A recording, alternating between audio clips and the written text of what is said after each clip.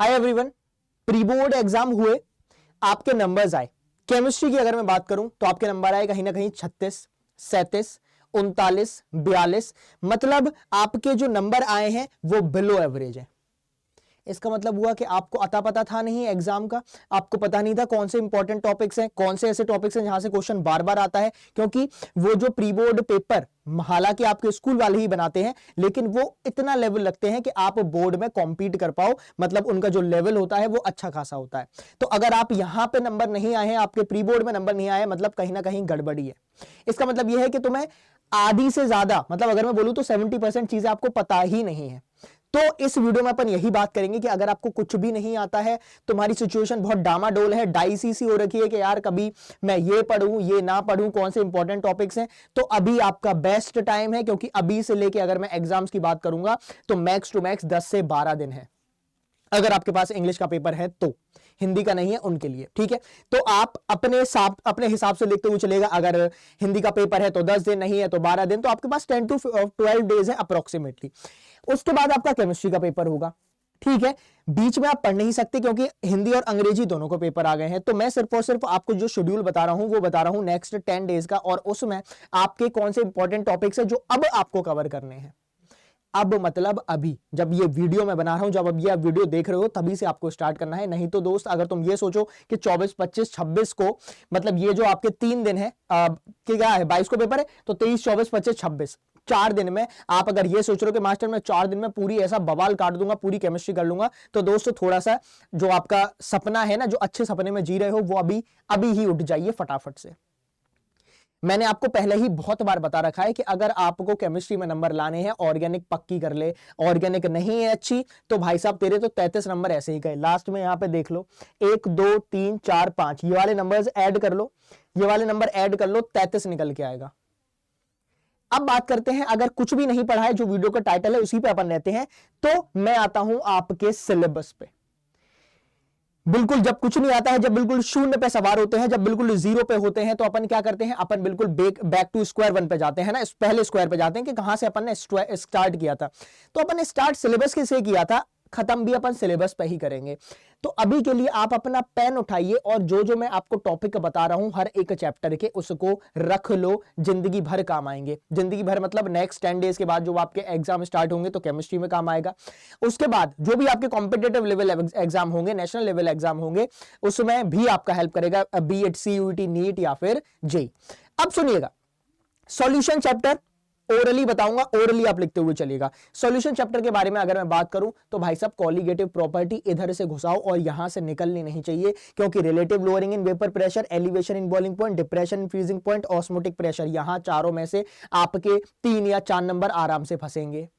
आ कितने का रहा है, 7 या 8 नंबर का आ रहा है, 7 का आ रहा है टू बी प्रिसाइज, और यहां से 3 या 4 नंबर फंस गए। हेनरी और राउल्स लॉ कर लीजिए। जब इतना हो जाएगा उसके बाद आपको टेंशन लेने की जरूरत नहीं है।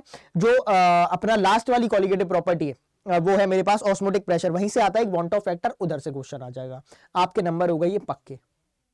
क्या बोला मैंने, हेनरी और राउल्स लॉ आने चाहिए। कॉलिगेटिव प्रॉपर्टी फटाफट से कंप्लीट कर लो, और कॉलिगेटिव प्रॉपर्टी जब हो जाएंगी तो एक और टर्म मेरे पास निकल के आता है, अजियोट्रॉप वाला, है ना। Minimum boiling azeotrope, maximum boiling azeotrope, negative deviation, positive deviation, एक दूसरे के क्या है, कॉम्प्लीमेंट है। मतलब अगर मैंने बोला कि मेरे पास मैक्सिमम बॉइलिंग अजियोट्रॉप है तो आप लिखोगे negative deviation from Raoult's law, और पॉजिटिव डेविएशन है तो मेरे पास, मतलब अगर पॉजिटिव डेविएशन या फिर मिनिमम बॉइलिंग अजियोट्रॉप है तो नेगेटिव डेविएशन रहेगा। क्लियर है, बिल्कुल ऑपोजिट रहता है। अगर मैं इलेक्ट्रोकेमिस्ट्री के बारे में बात करूं, कुछ तो टॉपिक्स ऐसे हैं जो बार बार हर साल रिपीट होते हैं, वही आपको करना है। तो तुम्हारे ये जो बोर्ड्स में नंबर आए हैं, इतने कम नंबर आए क्या भाई, तुम्हें बिल्कुल भी आइडिया नहीं है कहां से क्वेश्चन आता है, तुम्हें ये भी नहीं पता ये इंपॉर्टेंट है वो इंपॉर्टेंट है, तो इन चीजों में फालतू क्यों फंसना है।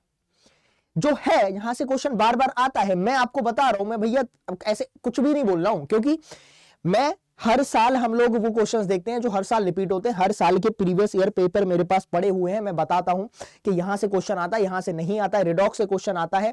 मतलब जो मेरे पास यहां पे, अगर मैं इलेक्ट्रोकेमिस्ट्री की बात करूंगा तो रिडॉक्स रिएक्शन या ईएमएफ से जो क्वेश्चन बन के आता है और ये रिलेट करेगा नस्ट इक्वेशन से, तो आएगा वो आएगा। इलेक्ट्रोकेमिस्ट्री 9 नंबर की आती है, मैक्सिमम नंबर की आती है, तो भैया यहां से रिडॉक्स और रिडॉक्स रिएक्शंस के साथ साथ जो ईएमएफ और नस्ट से रिलेट करता है, is equal to E naught वाली जो अपनी नस्ट है, अरे नस तो तुम्हें पता होगी यार, is equal to E naught minus 0.0591 divide by N log product divide by reactant. तो इसको अपने जहन में बसा लो, यहां से आपका पेपर में क्वेश्चन पक्का आ जाएगा। इतना जब करोगे तो एक कोल्डोसिस लॉ होता है ना, HCl का अगर पूछ रहा है तो H2O और NaCl इन सबको ऐड करके बाकी के आपको माइनस करने पड़ते हैं, तो वो इनफाइनाइट डाइल्यूशन वाला। उसके बाद EMF, देखो एक जो आता है टर्म होता है Gibbs free energy. Gibbs free energy को हल्के में मत लेना, तुम्हें लगता होगा मास्टर गिब्स फ्री एनर्जी, इससे क्या ही क्वेश्चन आएगा, del G is equal to minus NFP naught, formula ध्यान रखना इंपॉर्टेंट है, एक्सटेंसिव प्रॉपर्टी वाला फॉर्मूला है ये।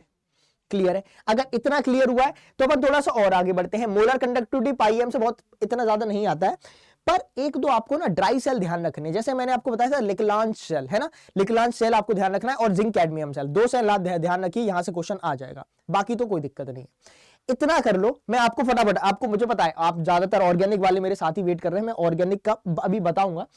केमिकल काइनेटिक्स के बारे में बात करूं तो आपके में सिर्फ और सिर्फ 2 ही ऑर्डर है, 0 और फर्स्ट ऑर्डर, तो दोनों के फॉर्मूले ध्यान रखिए। अगर फर्स्ट ऑर्डर आ गया मेरे पास तो A is equal to A naught minus K T, अगर टी हाफ निकालना है तो ए नॉट बाई 2 के, अगर मतलब ये 0 ऑर्डर के मैंने बताया। अगर मैं फर्स्ट ऑर्डर की बात करूंगा तो मेरे पास आ जाएगा T is equal to 2.303 divide by K log A naught divide by A. अगर मैं हाफ लाइफ की बात करूंगा तो 0.693 डिवाइड बाई के। ये जो 4 मैंने अभी बोले हैं, यहां से आपके 3-4 नंबर बन गए हैं, अभी ही बन गए हैं। नेक्स्ट अगर मैं बात करूंगा तो इतना जब कंप्लीट हो जाएगा, फिर ऑर्डर और मॉलिक्यूलरिटी में क्या डिफरेंस होता है। ऑर्डर आपका कुछ भी हो सकता है, फ्रैक्शन में हो सकता है, 0 भी हो सकता है, लेकिन मॉलिक्यूलरिटी ऐसा नहीं हो सकती। मॉलिक्यूलरिटी आपकी सिर्फ और सिर्फ पॉजिटिव इंटीजर्स में रहेगी, 1 2 3 4 5 6 7 8 ऐसे रहेगी। ठीक, ये क्लियर। उसके बाद रेट कांस्टेंट की यूनिट बहुत इंपॉर्टेंट है ना, n इज टू 0 है तो मोल पर लीटर पर सेकंड होती है, n इज टू 1 है तो सेकंड इनवर्स होती है, तो ये चीजें आपको ध्यान रखनी है। बढ़िया, ठीक है। तो इतना जो मैंने बोला है ये ध्यान रखिए, हाफ लाइफ से क्वेश्चन पक्का आएगा, जो मैंने फॉर्मूले यूज किए हैं वो आएगा। उसके बाद आप जो मेरे पास एक्टिवेशन एनर्जी है वहां से क्वेश्चन आ जाएगा, तो k is to A to the power minus EA by RT, ये फॉर्मूला आप ध्यान रखिएगा। बस इतना। अगर मैं D and F block elements की बात करूं, ये मोस्ट इजिएस्ट चैप्टर है, लेकिन यहां से जो क्वेश्चन फंसा देगा वो तुम्हारे नंबर खा जाएगा। कैसे नंबर खा जाएगा, आपको ध्यान रखना है ऑक्सोनाइंस के बारे में। KMnO4, K2Cr2O7, ये 2 ऑक्सोनाइंस, इनकी प्रिपरेशन आ सकती है। जैसे तुमसे पूछ लेगा कि ये जो पोटेशियम डाइक्रोमेट है K2Cr2O7 है, इसका जो मेरे पास ओर है किस ओर से बनती है, तो आपको बोलना पड़ेगा क्रोमाइट ओर। तो ये तुम्हारे 1 नंबर में भी आ सकता है और 4 नंबर में भी आ सकता है, क्योंकि 4 स्टेप की रिएक्शन होती है। तो आपको लिखना पड़ेगा कि FeCr2O4 पहले सोडियम कार्बोनेट से रिएक्ट करता है, फिर बेसिक मीडियम में डालते हैं, फिर उसके बाद डिस्प्लेसमेंट रिएक्शन होती है, तो जाके मेरे पास मतलब KCl से आप रिएक्शन कराते हो, फिर जाके Na2Cr2O7 कन्वर्ट होता है K2Cr2O7 में। अगर चीजें ऐसे बन जाती हैं तो हर चीज इजी रहेगी। Then comes KMnO4। KMnO4 किससे बनता है, MON2 से, पायरोलोसाइट है ना, MON2 से बनता है, तो ये चीजें ध्यान रखिए। बाकी अगर मैं D एंड F की बात करूं, बहुत इजी, बहुत बेसिक क्वेश्चन आता है, यहां पे रीजनिंग वाले क्वेश्चन आते हैं। रीजनिंग वाले मतलब कि ionization enthalpy of 3D and 4D increases but 4D and 5D elements doesn't have significant difference in ionization enthalpy. उसका रीजन क्या है, तो आपको लिखना पड़ेगा कि due to lanthanoid contraction size contract हो जाता है, इफेक्टिव न्यूक्लियर चार्ज बढ़ जाता है। तो ये चीजें आपके दिमाग में क्लियर होनी चाहिए। जो जो मैं बोल रहा हूं इतने टॉपिक्स कर लीजिए। इसमें जो जनरल प्रॉपर्टीज आती हैं, आपको जो सबसे इंपॉर्टेंट है वो ध्यान रखनी है, आयनिक या फिर एटॉमिक रेडियस और आयनाइजेशन एंथैल्पी, ये दो कर लीजिए। ठीक है, ये दो कर लीजिए बस। लेंथेनॉइड और एक्टिनॉइड्स यहां से बहुत रेयरली क्वेश्चन आता है, इतना नहीं आता है। ज्यादा से ज्यादा पूछेगा most common oxidation state of lanthanoid, तो वो आपकी +3 होती है, और लेंथेनॉइड कॉन्ट्रैक्शन आपको ध्यान रखना है। कैसे ध्यान रखना है, कैसे क्या रहेगा, उसके लिए भी मैं अभी आपको बताऊंगा। ठीक है, एक चीज मैं आपको पहले ही दिखा देता हूं। तो ये अभी अपन किसकी बात कर रहे थे, इनऑर्गेनिक है ना। फिजिकल का तो हो गया, फिजिकल का मैं आपको और बताऊंगा अभी फिजिकल का क्या आने वाला है, क्योंकि आपकी फिजिकल की मैराथन आने वाली है, वो अपन करेंगे। सबसे पहले आप इधर आइए। इधर जब आप आओगे तो ये जो इनऑर्गेनिक वाली कहानी, अभी देख रहे हो लाइव क्लासेस भी चल रही है। जब मैं बना रहा हूं वीडियो तो मैम पढ़ा रही है, बायोलॉजी की मैराथन चल रही है, फिर आपकी फिजिक्स की मैराथन है, फिर अनु मैम आपको संडे को पढ़ाने वाली है। तो अगर आप इधर देखोगे तो अभी रिसेंटली ही मैंने मैराथन कराई है इनऑर्गेनिक की। तो आपको कुछ भी नहीं करना है, इनऑर्गेनिक की पहले मैराथन कंप्लीट कर लो, दोनों चैप्टर बढ़िया तरीके से कराएं। और एक और मैराथन करनी है जिसको मैं बहुत ज्यादा प्रमोट करता हूं, बहुत सारे मेरे साथी उसको देख भी चुके हैं, वो है मेरे पास ये वाली। तो ये 2 वीडियोस आप कवर कर लीजिए। कितने नंबर हो गए, इससे आते हैं 33, उससे आते हैं 14, तो यहां से मेरे पास नंबर हो गए हैं ऑलमोस्ट 37 नंबर हो गए, 37 नहीं 47 नंबर हो गए, 23 नंबर बचे हैं। तो 23 नंबर की फिजिकल की मैराथन मैं कराऊंगा, उसके लिए आप टेंशन मत लीजिएगा, फिजिकल की मैराथन में कराऊंगा। ऑर्गेनिक के लिए आपको ये करना है, ऑर्गेनिक के लिए मैं अलग से ये नहीं बताऊंगा, सुन लीजिएगा, ऑर्गेनिक के लिए मैं अलग से नहीं बताऊंगा कि इसके ये इंपॉर्टेंट टॉपिक वो इंपॉर्टेंट टॉपिक, ऑर्गेनिक की इंपॉर्टेंट है मेरी पर्सनल मैराथन। तू पर्सनल मैराथन मेरी ये वाली कर ले, 6 घंटे है, मैं बोल रहा हूं 2 दिन में कंप्लीट कर ले। PYQs, NCERT, SCERT एग्जाम्पलर सब कुछ मैंने करा दिया है। इंपॉर्टेंट टॉपिक्स शून्य से बिल्कुल जीरो से वो सब कराए हैं, सिलेबस पे नहीं जाना है। मैंने सिलेबस सिर्फ और सिर्फ फिजिकल का बताया क्योंकि वो इंपॉर्टेंट था, अभी तक मैंने फिजिकल की मैराथन नहीं कराई थी। अब अगर मैंने इनऑर्गेनिक और ऑर्गेनिक की मैराथन में आपको करा दी है तो आप सिलेबस पे नहीं जाओगे, सिलेबस गया भाड़ में। इनके लिए अभी आप सिर्फ और सिर्फ ऑर्गेनिक के लिए ये वाली वीडियो डाउनलोड कर लो, सेव कर लो, ऑफलाइन सेव कर लो, किसी से वाईफाई कॉपी करा के इसको डाउनलोड कर लो, जो करना है करो। ये वीडियो कंप्लीट हो जानी चाहिए। अगर ये खत्म हो गई, मैं बता रहा हूं, पर्सनली बता रहा हूं, तुम्हारे ऑर्गेनिक में से 33 नंबर तुम बोल के आओगे कि मास्टर मुझे ऑर्गेनिक में ऐसा नहीं लगा कि कोई भी क्वेश्चन मैंने देखा ही नहीं है।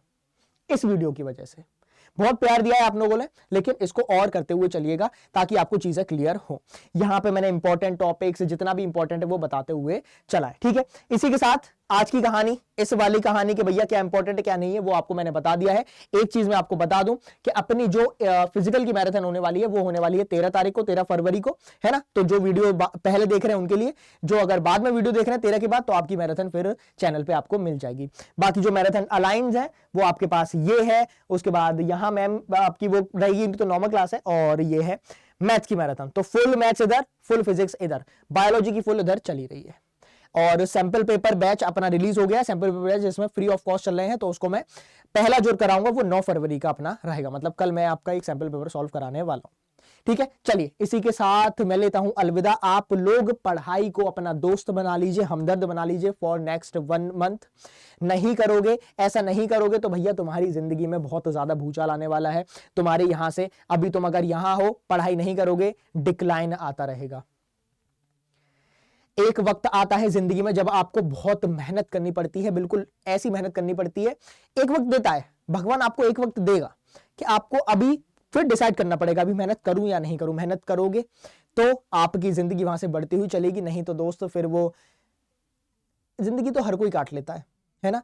आपका जो गली के जो है वो बोलते नहीं, एक बहुत पुराना शेर है, बुरा मत मानिएगा, जिसको बुरा लगे वो मुझे पता नहीं, वो है कि पेट तो सूअर भी भर लेता है ना। एक जो स्टैंडर्ड ऑफ लिविंग है, जो अपन को बेहतरीन बनाना है अपना और अपने घर का, उसकी नींव बोर्ड एग्जाम से रखी जाएगी। 1 sheet of paper can decide your future, ये ध्यान रखिएगा। मिलते हैं अगले सेशन में, तब तक के लिए अपना ख्याल रखिए। All the best, bye bye.